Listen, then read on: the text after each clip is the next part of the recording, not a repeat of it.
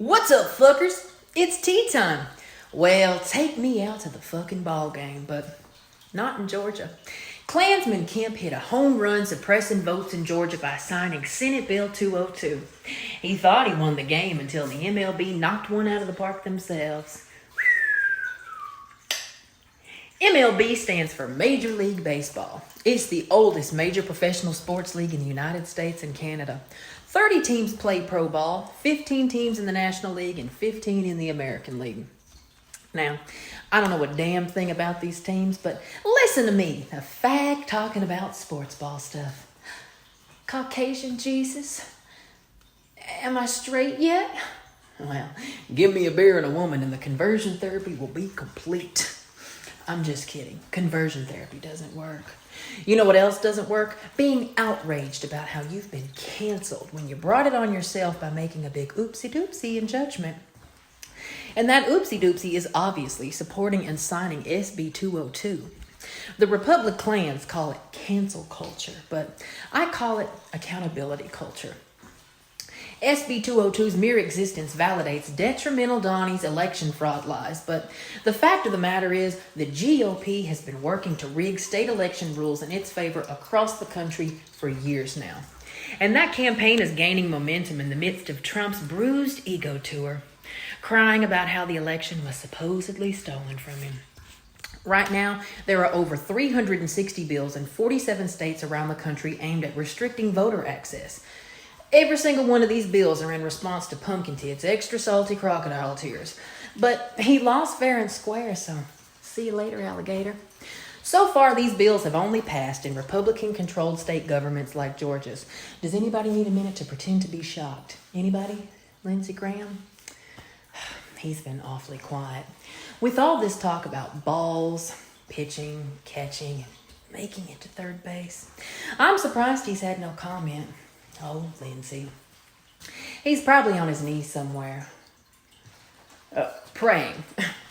Lindsey may not have had a comment, but Brian Kemp did, though.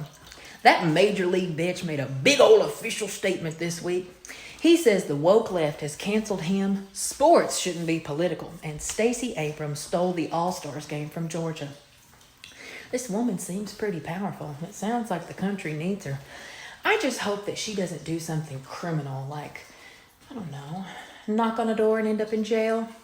But what's that saying about whoever smelt it dealt it?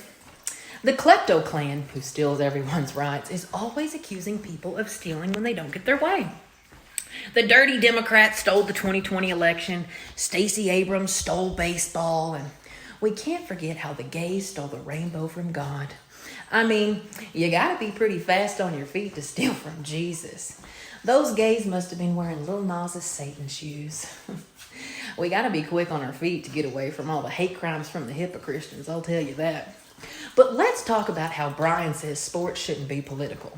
When you play the national anthem before every single sporting event, have military jets buzzing over the stadium, soldiers carrying flags, and politicians being announced to the crowd, and when one party is actively trying to prevent trans kids from playing in sports, seems like politics and sports have a pretty intimate relationship.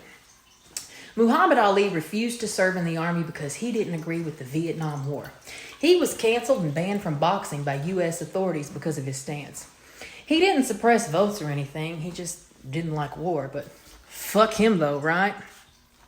Colin Kaepernick silently protested during the national anthem when it was played before NFL games because he was protesting white supremacy in the United States. He was canceled and banned from the NFL, but that doesn't count as politics in sports, right? Donald Trump's ex-wife, Mike Pence, you know the man the Trumppublicans tried to murder back in January. Are we still pretending that didn't happen? Okay.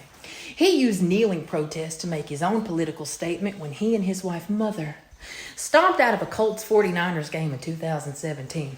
But don't be upset with Mike. He was just following his then husband's orders. The Bible says, love, honor, and obey thy husband. Trumpty Dumpty, when he had Twitter, had tweeted that he asked the then vice president to leave the stadium if any players knelt and disrespected the country. Silent protests, disrespect. Desecrating the nation's capital, respect. Write that down. You see, Mike Pence can leave if he doesn't agree with something, and that's okay. But if the MLB leaves because they don't agree with something, that apparently is not okay. Write that down. That doesn't seem fair to me, but then it's no secret that normal people in the GOP have very different definitions of the word fair.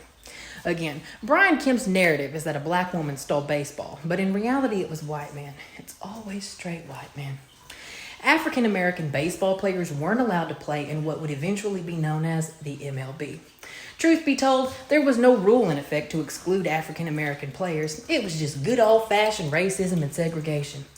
In October of 1867, the Pennsylvania State Convention of Baseball in Harrisburg denied admission to the Philadelphia Pythian Baseball Club, which began the era of segregated baseball. On July 14, 1887, during a game against the Newark Little Giants, Adrian Anson of the Chicago White Stockings, now the Cubs, refused to play if African-American pitcher George Stovey was allowed to play. Adrian, of course, got his way, and George was sidelined. After that, the International League voted to ban the future recruitment and signing of any African-American players. The National League and the American Association followed that ban with a gentleman's agreement that effectively banned African Americans from the professional leagues for the next 60 years. In 1947, Jackie Robinson became the first African American to play Major League Baseball when he took the field for the Brooklyn Dodgers. So, Brian, I need you to do two things for me. Moisturize your dry-ass face and quit being a major league bitch. What you're doing to Georgia voters is wrong, and that's why the MLB is moving their All-Star game to Colorado, where you can register to vote and vote the same day. I want everybody to have a great fucking day, unless you're a hypocritical bastard like Brian Kemp.